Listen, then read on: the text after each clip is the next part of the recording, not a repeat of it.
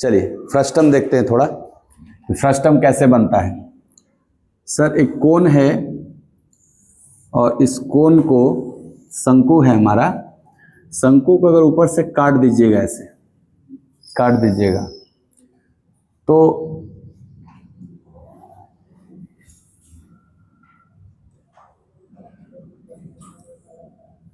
ये कुछ ऐसा दिखाई देगा। अगर ऊपर से कट जाएगा तो यहाँ से कट जाएगा तो इस तरह के ही आकृति को हम क्या बोलेंगे, फ्रस्टम है, चिन्हक। बाल्टी वगैरह जो होता है, बाल्टी का आयतन आता है निकालने, तो ये फ्रस्टम है आपका। अब इसमें क्या होगा कि इसके दो, एक नीचे सर्किल बड़ा होगा, एक ऊपर छोटा सर्किल होगा। तो मान लेते हैं कि जो नीचे बेस में जो सर्कुलर है इसका रेडियस कैपिटल आर है और ऊपर जो है सर्कुलर छोटा सा इसका स्मॉल आर रेडियस है। तो इस फ्रस्टम की हाइट इसके सेंटर से इसके सेंटर के बीच की लंबवत दूरी को हाइट कहा जाएगा और ये हाइट हम h बोलते हैं।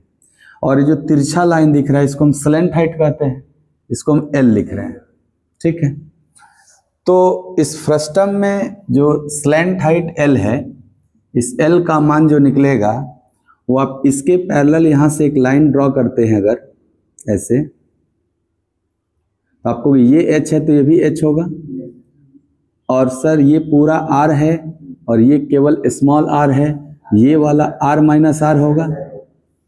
तो यहाँ एक राइट एंगल ट्रायंगल बनेगा L H R minus R के बीच। तो यहाँ से एल निकालने के लिए पाइथागोरस थ्योरम लगा सकते हैं कि एल हाइपोटेनस का ना काम करेगा, एल बराबर हो जाएगा under root H square minus R का होल स्क्वायर हो जाएगा।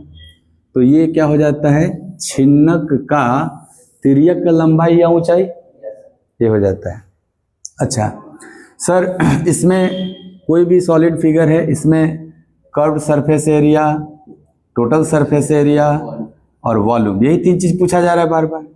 विलन में भी यही तीन चीज था, वक्र पृष्ठ क्षेत्रफल, संपूर्ण पृष्ठ क्षेत्रफल, आयतन। शंकु भी पढ़े तो वक्र पृष्ठ क्षेत्रफल, संपूर्ण पृष्ठ क्षेत्रफल, आयतन। तो छिन्नक भी पढ़िएगा, इसमें भी तीनों चीज निकालने को बोला जाएगा। CSA कर्व्ड सरफेस एरिया, वक्र पृष्ठ क्षेत्रफल, TSA टोटल सरफेस एरिया, संपूर्ण पृष्ठ क्षेत्रफल, V से वॉल्यूम, आयतन है ये आपका। अच्छा, कर्व्ड सरफेस एरिया जो होता है छिन्नक का, आप कहे थे कि कोई भी सर प्रिज्म स्ट्रक्चर या पिरामिड स्ट्रक्चर है उसका कर्व्ड सरफेस एरिया निकालने के लिए आधार का परिमाप इनटू स्लैंट हाइट करते थे हम लोग। तो यहाँ भी बनेगा आपका क्या, pi r plus R into slant height L। ये होता है छिन्नक का curved surface area, pi r plus R into L। L कैसे निकलेगा, यहाँ दिया हुआ है। मान लीजिए डायरेक्ट L नहीं दिया, H और R दिया है, तो इसमें हम पुट करके H और R का मान L निकाल लेंगे। टोटल सरफेस एरिया क्या होता है सर, टोटल सरफेस एरिया में कर्व सरफेस एरिया भी आएगा, बेस एरिया भी आएगा और टॉप एरिया भी आएगा। टोटल सरफेस एरिया में, टोटल सरफेस एरिया में CSA भी आएगा, बेस एरिया भी आएगा और टॉप एरिया भी आएगा ना, टॉप एरिया भी आएगा। तो आपको CSA तो अभी निकाला आपने, पाई r प्लस आर एल हो जाएगा। बेस एरिया, सर बेस तो एक सर्किल है और सर्किल का एरिया पाई आर स्क्वायर होता है, तो इसका r तो कैपिटल R है ना, आपको pi capital R square plus small वाला का पाई स्मॉल r स्क्वायर। और सब में आप देखिए तो पाई कॉमन है, तो अगर हम पाई कॉमन ले लेंगे तो क्या हो जाएगा, आप कहोगे r square plus R square और ये r plus R into L हो जाएगा। तो उसकी जरूरत नहीं, डायरेक्ट ऐसे ही रखिए। टोटल सरफेस एरिया में आप जान रहे हैं ना कौन कौन एरिया लेना है, कर्व ले लीजिएगा जो कि ये होता है, बेस एरिया ले लीजिएगा और टॉप एरिया। वॉल्यूम की बात करते हैं सर, वॉल्यूम में बेस एरिया इंटू हाइट हुआ करता था, तो इसका अगर बेस एरिया निकालने जाइएगा तो सर दोनों सेम चीज नहीं ना, अलग अलग है। तो वॉल्यूम क्या हो जाएगा, पाई कैपिटल R स्क्वायर नीचे वाला के लिए, स्मॉल r स्क्वायर ऊपर वाला के लिए, plus r into R into height h है। तो ये फ्रस्टम का तीन फॉर्मूला आपको याद रखना है, आयतन के लिए ये, कर्व सरफेस एरिया के लिए ये, और कर्व सरफेस एरिया के लिए ये, और टोटल सरफेस एरिया के लिए ये। बस 3 सवाल में, कोई एक सवाल नहीं।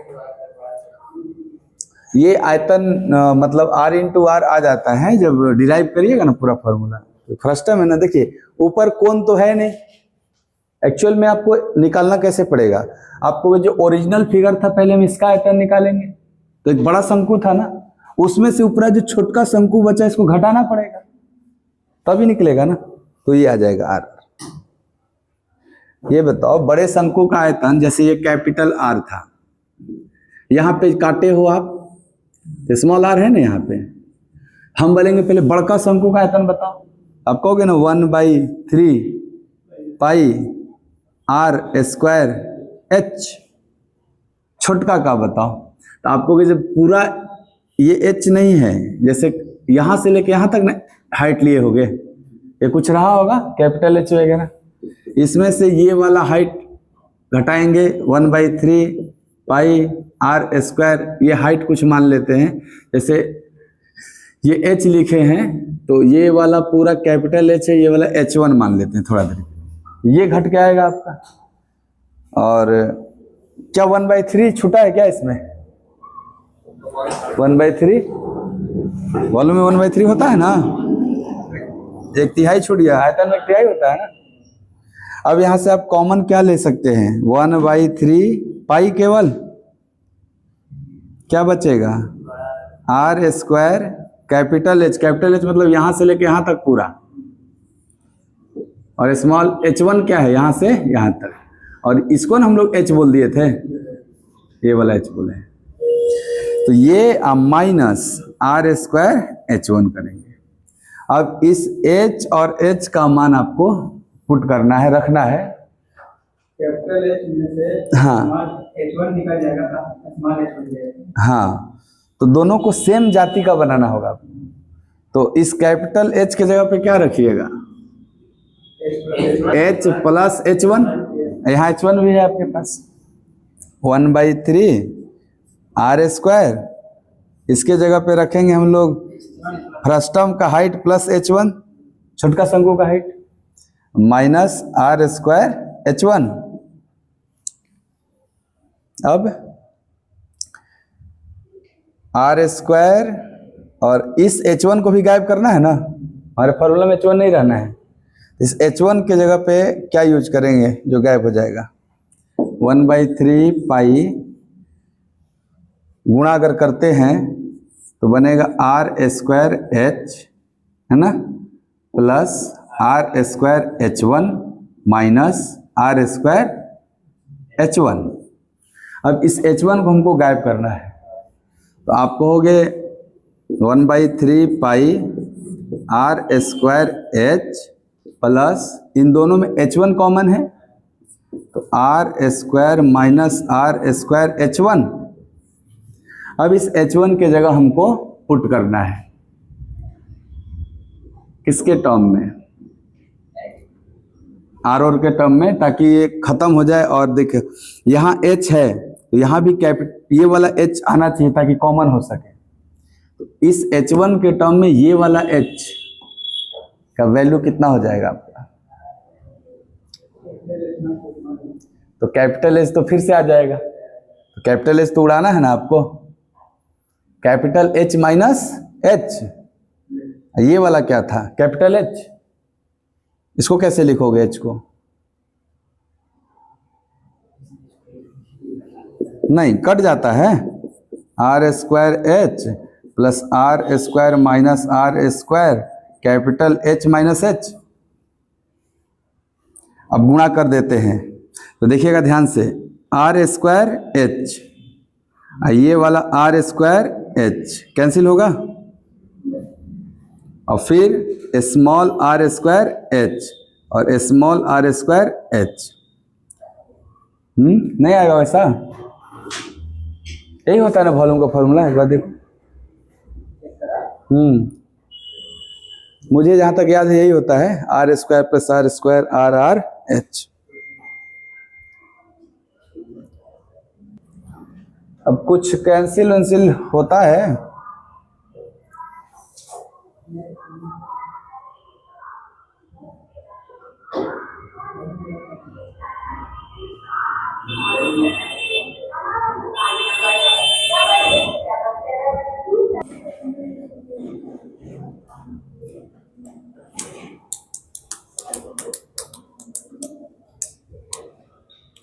डायरेक्ट पूछ लेता है, सब दे के डायरेक्ट पूछ लेगा आयतन क्या है। ये है ना फॉर्मूला, यहाँ माइनस नहीं है ना, प्लस है ना।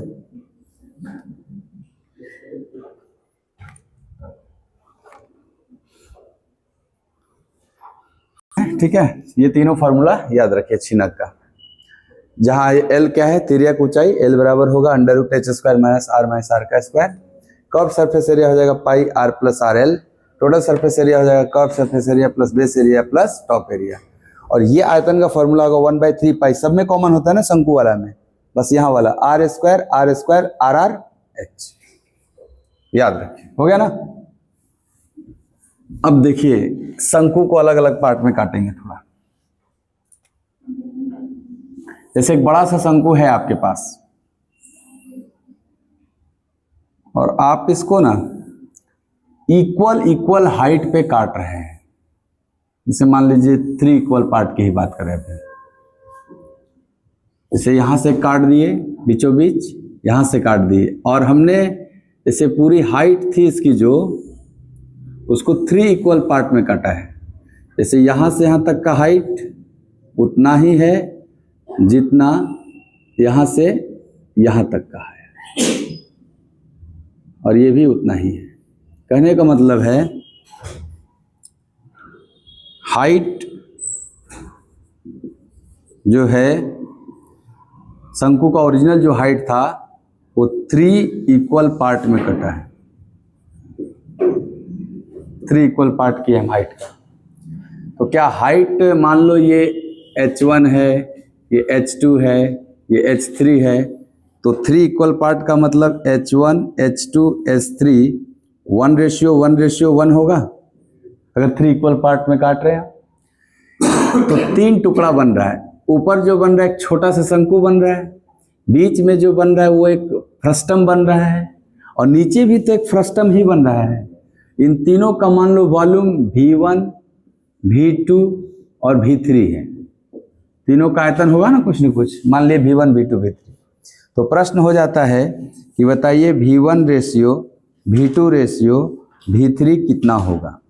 ऐसे क्वेश्चन बने तो आप कहोगे देखो अगर इक्वल हाइट पे काटे हैं तो ध्यान से देखिएगा, इस शंकु का हाइट 1 यूनिट है, तो यहां से लेके यहां तक जो मिडिल में शंकु बन रहा है इसकी हाइट 2 यूनिट हो जाएगी, और पूरा बड़का वाला शंकु का हाइट 3 यूनिट हो जाएगा। तो वॉल्यूम जो डिपेंड करता है वो किसी लेंथ कंपोनेंट के क्यूब पे बनता है।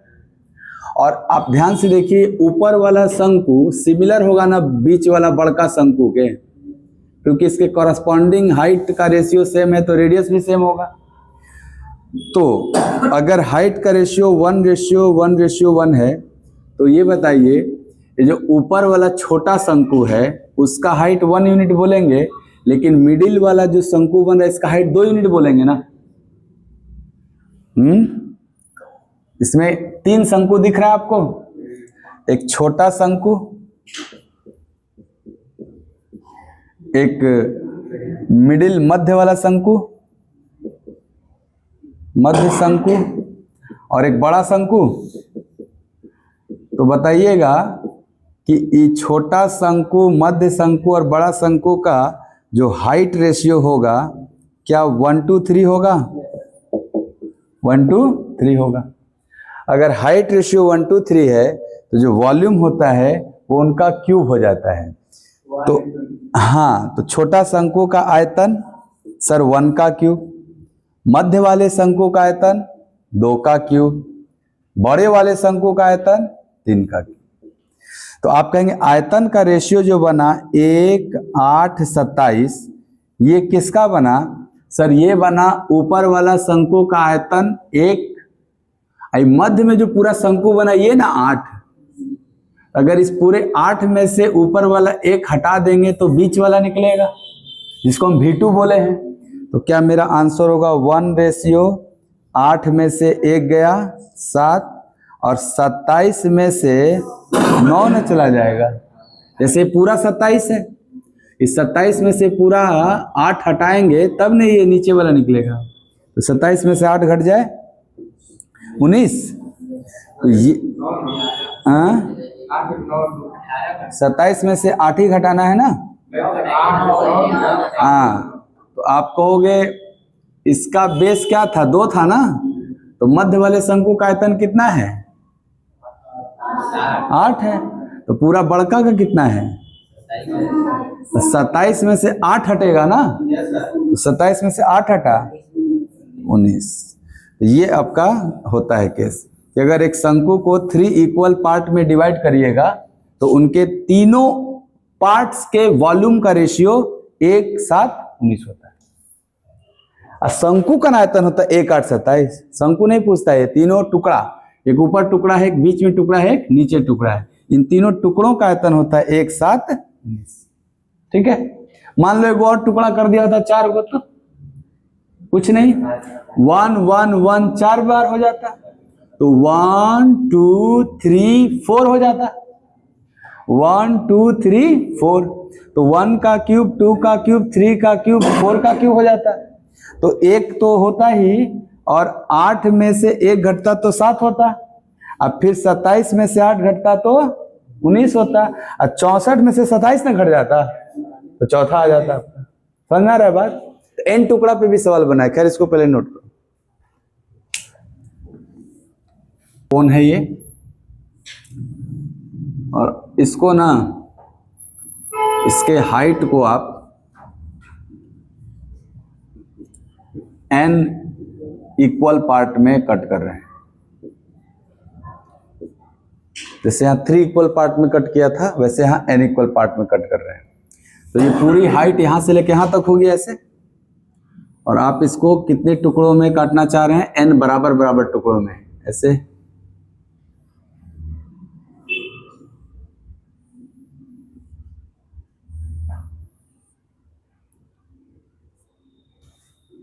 ऐसे ऐसे ऐसे कर दे रहा हूँ, ऐसे कर दो, n टुकड़ों में काट रहे हो आप कहोगे सब 1:1:1:1:1 में हो गया n तक।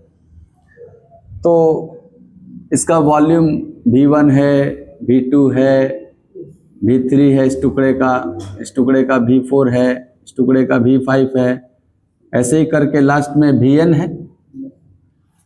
nवा टुकड़ा का आयतन Vn अगर है, तो इनके जब n इक्वल पार्ट में हाइट कटेंगे तो V1, V2, V3, V4 dot dot dot. अगर बात Vn का होगा, आप कहोगे पहला 1 यूनिट के लिए 1 होगा, दूसरा 2 का क्यूब 8 में से 1 घट के 7 होगा। इस दूसरे टुकड़े का आयतन यहां भी निकाले हो ना आप, 7 है। तीसरे टुकड़े का जो आयतन होगा वो 3 का क्यूब माइनस 2 का क्यूब, 27 माइनस 8। चौथे टुकड़े का आयतन 4 का क्यूब माइनस 3 का क्यूब, यही ना पैटर्न बना है।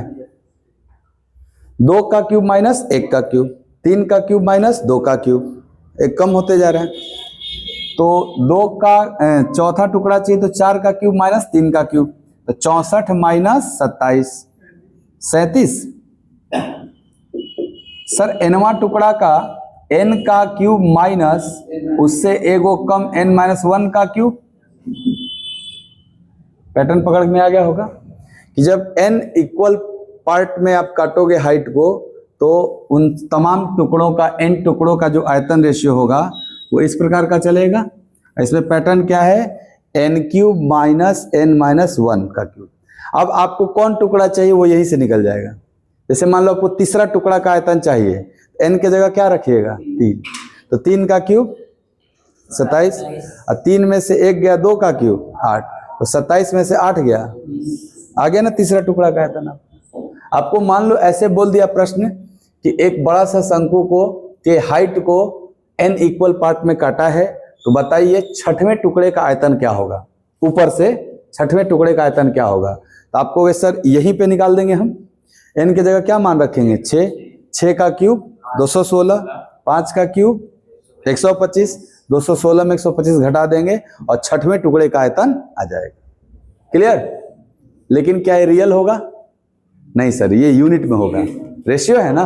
अब उस यूनिट का मान रियल में वो दिया रहेगा, हम तुलना करेंगे कि इतना यूनिट का मान इतना दिया हुआ है, 1 यूनिट का निकालेंगे और अब वो जिसका पूछेगा उसका गुणा कर देंगे। क्लियर? चलो, ये हो गया शंकु का कटने वाला। वॉल्यूम को भी इक्वल पार्ट में काटता है, उस पर भी समझ लो।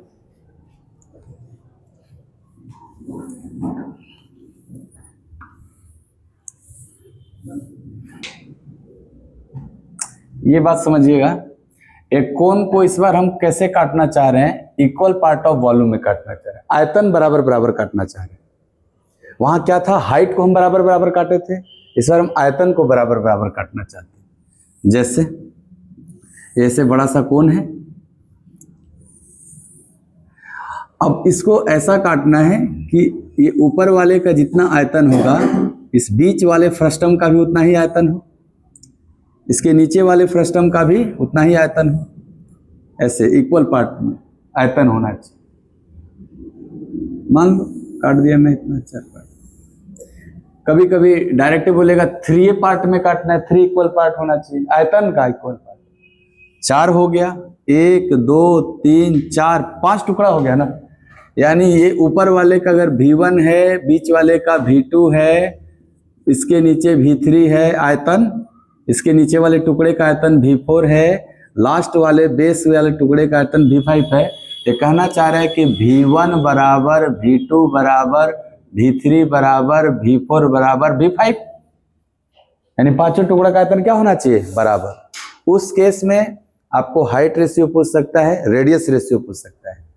तो ध्यान से देखिए एक बात, ये जो ऊपर वाला छोटा शंकु है, इसका आयतन अगर हम 1 यूनिट मानेंगे, बाबू ध्यान से देखना, तो सबका आयतन 1 यूनिट होगा, क्योंकि हमने सबको क्या किया है, इक्वल पार्ट में डिवाइड किया।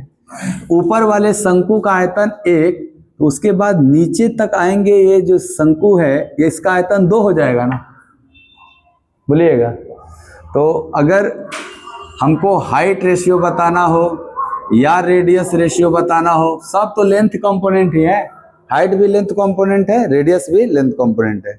जिस रेशियो में हाइट होगा उसी रेशियो में रेडियस भी होगा। इसलिए दोनों में से कोई भी पूछे, हाइट पूछे या रेडियस पूछे, हाइट पूछे या रेडियस पूछे, तो ध्यान से देखना, पहले वाले का अगर वॉल्यूम 1 है तो वॉल्यूम का क्यूब रूट करेंगे तब ना हाइट निकलेगा।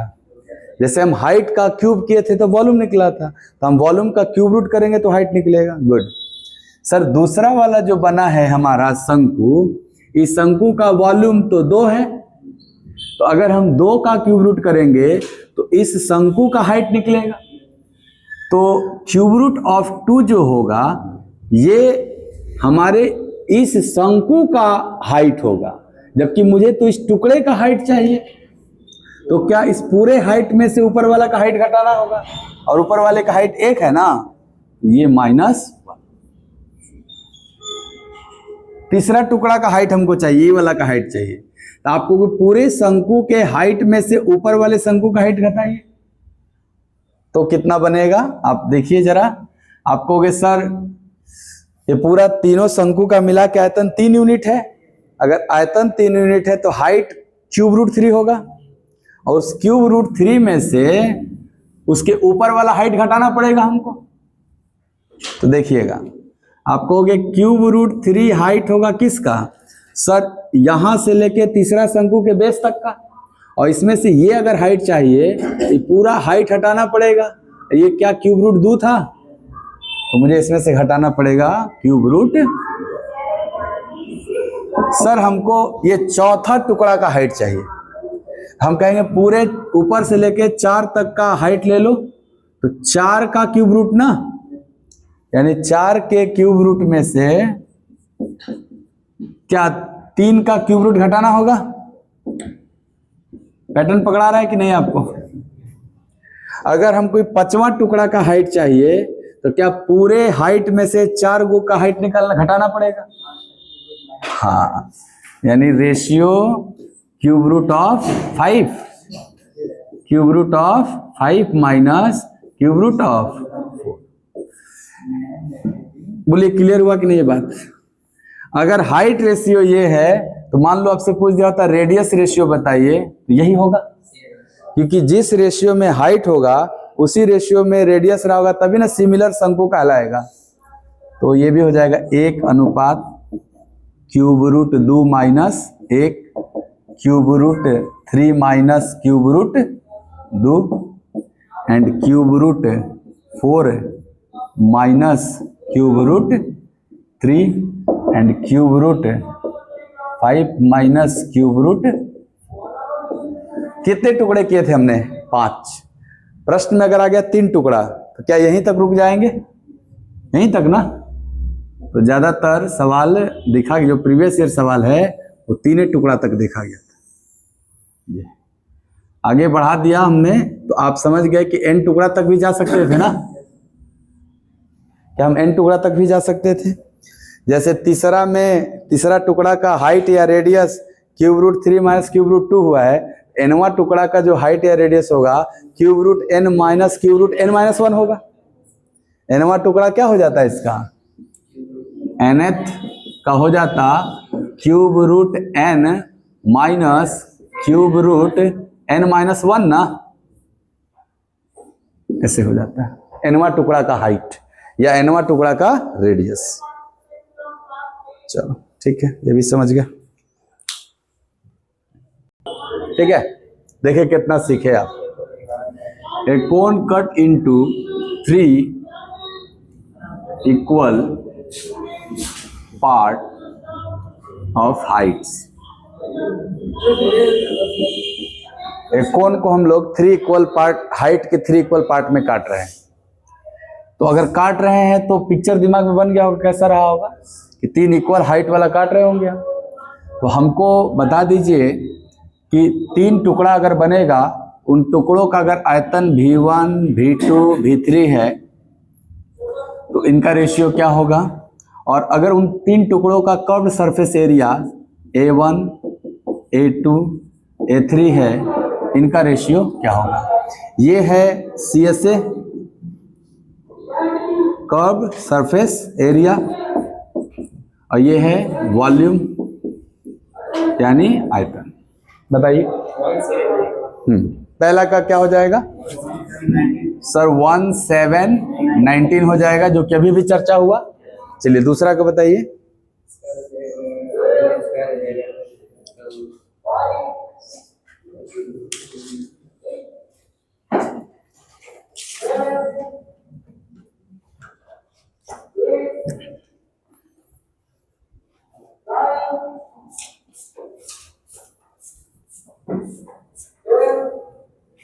जैसे आप ये समझे थे ना, आयतन का लेना देना क्यूबिक मीटर से होता है अगर, तो एरिया का तो मीटर स्क्वायर से होता है, स्क्वायर होता है इसमें। तो ये जो 1 बना था, ये 1 का क्यूब से बना था, ये 2 के क्यूब माइनस 1 का क्यूब था, नहीं ये 3 का क्यूब माइनस 2 का क्यूब था, ऐसे बना था, तभी ना एक साथ 19 आया। जैसे आयतन के लिए क्यूब है, वैसे एरिया के लिए स्क्वायर होता है। तो 1 का स्क्वायर 1 ही होगा। अगला जो होगा वो 2 का स्क्वायर माइनस 1 का स्क्वायर ना, तो 4 में से 1 गया 3।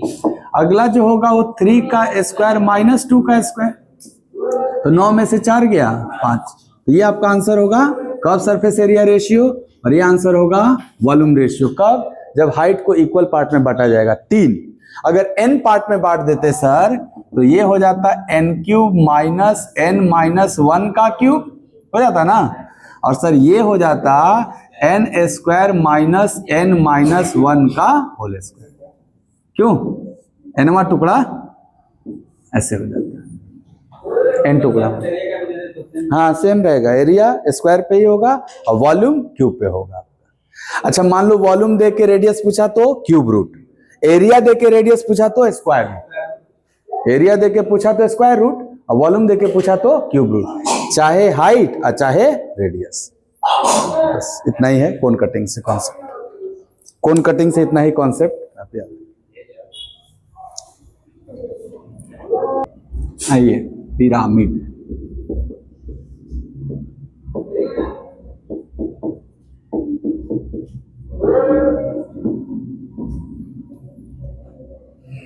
ये जो कोन था ना, ये पिरामिड स्ट्रक्चर ही था आपका। शंकु क्या था? Pyramid structure. अब बेलन क्या था? Prism structure. तो पिरामिड में होता क्या है कि सर बेस कुछ भी हो सकता है, लेकिन ऊपर जो रहेगा वो एक पॉइंट रहेगा, बस शीर्ष रहेगा। अब जैसे मान लो एक पिरामिड हम ले रहे हैं और उसका बेस सर्किल ले रहे हैं, तो सर्किल बेस वाले पिरामिड को हम शंकु कहते हैं। सर्किल बेस वाला है, सर्किल बेस, और ऊपर हमको पॉइंट बनाना है तो शंकु ही बन जाएगा ना। तो पिरामिड इसलिए बोला जाता है शंकु कैसा स्ट्रक्चर है? Pyramid structure. लेकिन जरूरी तो नहीं कि हर पिरामिड का बेस सर्किल ही हो सकता है एक पिरामिड लिया उसका बेस स्क्वायर है, हो सकता है एक पिरामिड लिया उसका बेस इक्विलेटरल ट्रायंगल है ना। तो बेस पे डिपेंड करता है कि वो पिरामिड का एरिया वॉल्यूम क्या होगा। तो ऐसे जनरल पिरामिड का अगर आपसे पूछा जाए कर्व सरफेस एरिया या लेटरल सरफेस एरिया, CSA या LSA। अब कर्व बनेगा सर, उसके लिए कर्व इस्तेमाल करोगे जहां कर्व बनेगा, जैसे शंकु बना था। लेकिन मान लो आप पिरामिड का बेस एक स्क्वायर ले रहे हो, तो उसके किनारे किनारे तो आपको रेक्टेंगुलर सरफेस लगाना पड़ेगा, ट्रायंगुलर सरफेस लगाना पड़ेगा। तो ट्रायंगल जब लगेगा साइड साइड, तो उसको आप लेटरल बोलोगे, पार्श्व ही बोलोगे, साइड साइड को।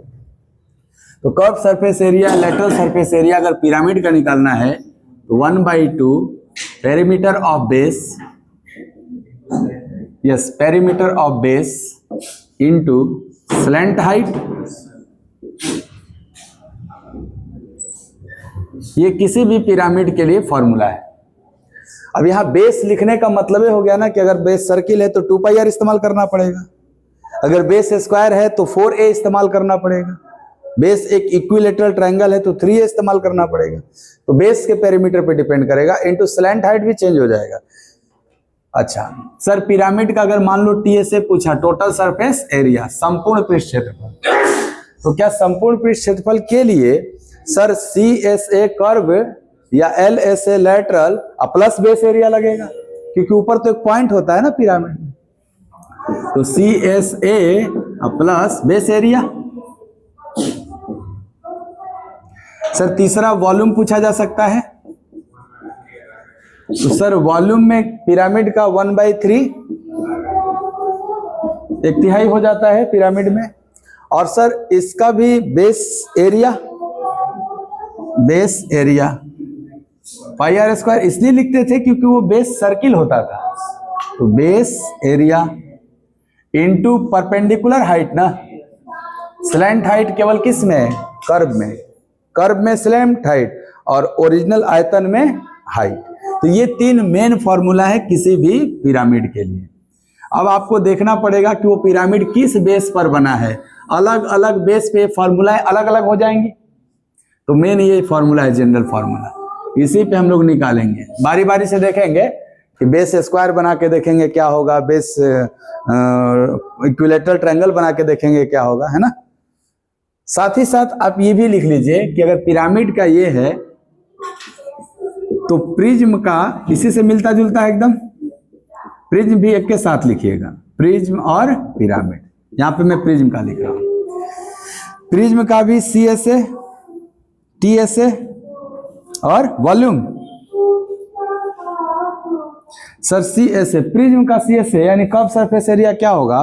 केवल बेस पेरीमीटर 1/2 हट जाएगा उसमें से, केवल perimeter of base into CSA में हमेशा स्लैंट हाइट आता है आपका। तो ये बताइए प्रिज्म स्ट्रक्चर जो बनेगा उसमें स्लैंट हाइट होगा? जैसे कोई भी आप देखोगे ना, होगा स्लैंट हाइट जो, वो क्या वो परपेंडिकुलर हाइटे के बराबर होगा, क्योंकि उसमें क्या ऐसे तिरछा नहीं ना जाता है, उसमें सीधा सीधे ऐसे जाता है। उसमें जो स्लैंट हाइट बनेगा वो परपेंडिकुलर हाइट के ही बराबर होगा, इसलिए आप बोलते हो बेस पेरीमीटर इनटू हाइट। जैसे मान लो ये ऐसा प्रिज्म है जिसका बेस सर्किल है, अगर बेस सर्किल है तब तो बेलन जैसा बन गया, और बेलन का कर्व सरफेस एरिया क्या होता था? 2πrh। तो base perimeter 2πr into height क्या था? h, इसीलिए यहाँ स्लैंट हाइट नहीं होता। प्रिज्म में तिरछी ऊंचाई नहीं होता, अब पिरामिड में तिरछी ऊंचाई होता है, इसीलिए बेलन में तिरछी ऊंचाई नहीं था और शंकु में तिरछी ऊंचाई था। क्योंकि शंकु पिरामिड है और बेलन प्रिज्म। TSA यानी total surface area, CSA plus 2 into base area ना। क्यों 2 इंटू बेस एरिया सर? क्योंकि जैसा बेस होगा ना वैसा ही टॉप भी होगा, लेकिन उसमें अलग हो गया था, छिन्नक में अलग ना हो गया था, बेस अलग था और टॉप अलग था, इसलिए दोनों अलग अलग लिखना पड़ा था। लेकिन कोई भी प्रिज्म स्ट्रक्चर लीजिएगा तो जैसा बेस होगा वैसा ही टॉप होगा। प्रिज्म का देखो 3D फिगर है, अरे क्यूब भी एक प्रिज्म है। ये क्यूब देख रहे हैं आप, घन पढ़ के आए हैं ना, तो घन भी एक क्या है, प्रिज्म स्ट्रक्चर है। आप देखा होगा नीचे भी स्क्वायर था, ऊपर भी क्या था, स्क्वायर। बेलन पढ़ के आए ना, सिलेंडर, वो भी प्रिज्म है, क्योंकि नीचे सर्किल था ऊपर भी सर्किल, इसीलिए 2 इंटू बेस एरिया। अच्छा, वॉल्यूम क्या हो जाएगा sir? Base area into height. Volume कैसे निकलेगा? बेस यहां 1/3 होता है, इसमें 1/3 नहीं होगा, केवल बेस एरिया इंटू हाइट। तो दोनों एक साथ आप लिख के याद रखिए, ये पूरा प्रिज्म का कहानी है और ऊपर वाला पिरामिड है। अब अलग अलग बेसिस पे हमको दोनों देखना है। प्रिज्म का, पिरामिड का भी बेस अलग अलग बना के देखेंगे और प्रिज्म का भी बेस अलग अलग बना के। ये जनरल फॉर्मूला है किसी भी पिरामिड, किसी भी प्रिज्म।